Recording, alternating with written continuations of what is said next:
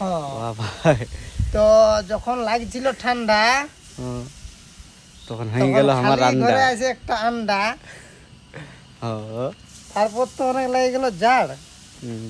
তাহলে এখন আমাকে ছাড়, হ্যাঁ। কারণ এইখান থেকে যেতে হবে কফি আনতে ঝাড়। হ্যাঁ। হ্যাঁ, হ্যাঁ। তারপরে আছে এটা ওটা সেটা, হুম। নাই বলবো সেটা। তো এখন বললে হবে, মাথাটা এখন ব্যথা। হুম। তো একটা আমার ছিল মনের মতন কথা, বাহ ভাই, বাহ ভাই, সেটা যদি এখন তোমরা শুনো তো হয়ে নিতে যাবে হবে দেখা তোমাদের। কথা। হুম। যখন ওই কথাটা যখন বলতে মানে মন করছে, হুম। তখন তোমাদেরকে বলেই দিই। যখন আমার দাদুটা এনলো এক গাঁঠা বিড়ি, হুম। তখন আমার ভেঙে গেল ঘরের সিঁড়ি। তখন কি করবে, তখন তো সেই তাল পাতের পাকা আছে আরো বিড়ি, তখন আরো নতুন করে তৈরি করলে আবার সিঁড়ি। সিঁড়ি। হ্যাঁ, হ্যাঁ। তো এবার মুড়িও খাচ্ছে ছড়া ছড়ি, তো ছড়ি পড়ে যায়, তখন পড়ে গেল বুড়ি। তাহলে আর কি করলে হবে বল, এবার খেতে হবে ঝালমুড়ি।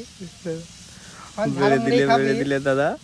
হ্যাঁ, তখন খালি ঝালমুড়ি, তখন পাঠাতে গেলে ওদের আলু বাড়ি। তখন হয়ে গেল পাটাপাটি বাড়ি, তখন তো কিনতে হবে বউটার জন্য শাড়ি, হ্যাঁ। না তো বউয়ে ধরে ছিঁড়ে দিবে দাড়ি। এটা মনে রাখবেন। হ্যাঁ, বাহ ভাই, বাহ ভাই। তারপর বলছিলি যে বাঁধটাকে গেলছিলি, হুম। তো বাঁধটা দেখছি একটা বিরাট বড় মানে হাঁস। তো হাঁসটাকে দেখে দাদা তোমার লাগলো লোভ। হুম। তো যখন ওইখানটা দেখলি একটা বড় হাঁস, হুম। তখন সবাই দেখছে, আর মনে মনে আমার ভয় লেগে গেছে, মনে হচ্ছে এবার দিবে সালারা বাঁশ। হুম। তখন আর খাওয়া হইলো না দাদা হাঁস।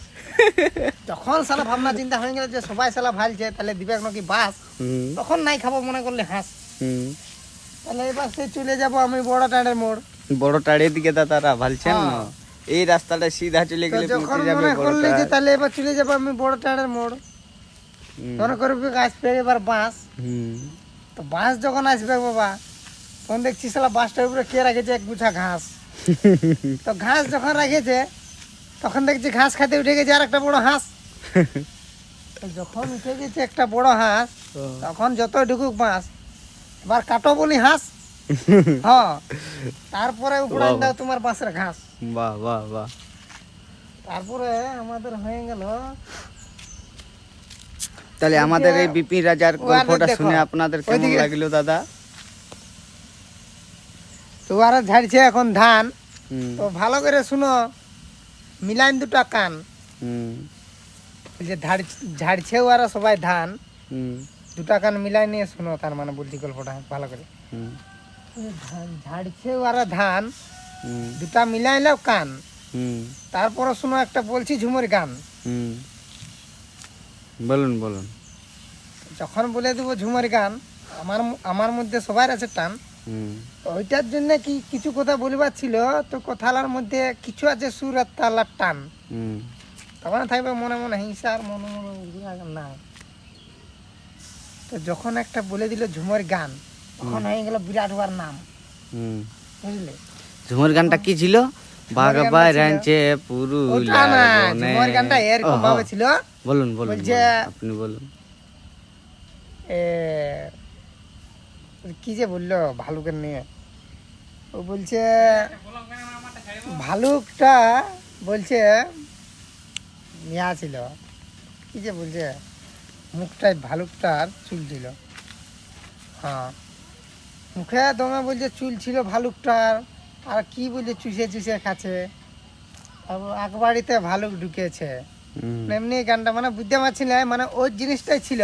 তো ছিল যখন একটা ঝুমুর গান, মিলাইলে দুটা কান, তারপরে শুনো, তারপর আমার দিকে দাও মনটার টান। বুঝলেন তো? বুঝলেন বুঝলেন। তো গল্পটা আমার এটা হচ্ছে না, আজকে পড়ে আছি তো কালো, তো সবাই বলবে টুকু আমাকে ভালো। তো ওই গল্পটা হচ্ছে আমাদের এখন বিষয়টা আমাদের মানে আলোচনাটা কোন দিক থেকে শুরু করবো, যে মানে আমরা ভাবছিলি যে এখানে পুষ্পা শুটিংটা হয়েছিল, তো এখানে একটা রিলস বানায়, সেইভাবে আপনাদের সঙ্গে একটু বক্তব্য করছি। তাই তখন বলছিল এখানে যখন হয়েছে পুষ্পাটা শুটিং, তাহলে এটাই মনে হচ্ছে আমাদের রুটিন নাকি? Routine routine. তো এই রুটিনটা সম্বন্ধে মানে করবো আমরা শুটিং। শুটিং তো হবে গে, শুটিং যখন হবে তখন একটা একদম নেওয়া হলো ডেটিং।